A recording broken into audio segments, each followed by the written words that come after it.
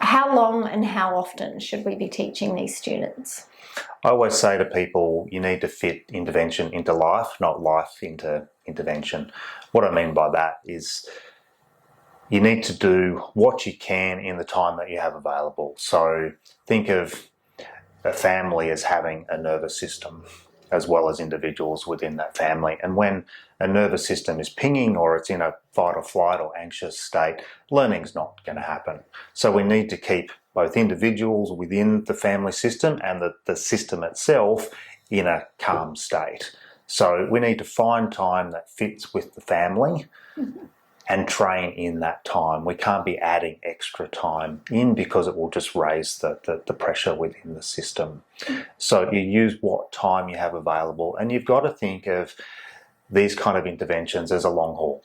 This is not something that's going to be done in 3 months or 6 months. So you could cram 4 or 5 lessons a week into say a 6-month period. And yes, you will get greater gains than if you only train once a week. But the thing is that if you did that in an adult, you would bring that adult up to a certain point, and because adult skills are relatively stable, you'd be okay.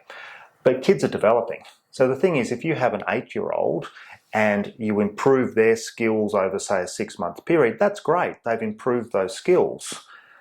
But after that period, everyone else continues to develop.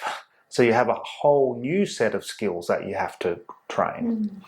So you end up just chasing your tail.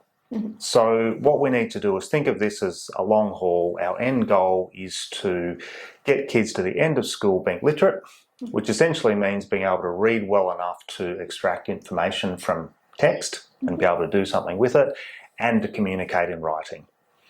And the way that you do that is by training specific reading and spelling behaviours to the point where they're fluent. And that's going to take longer in some kids than others. But stressing the system and madly trying to do things intensively or fitting more into life is not going to work.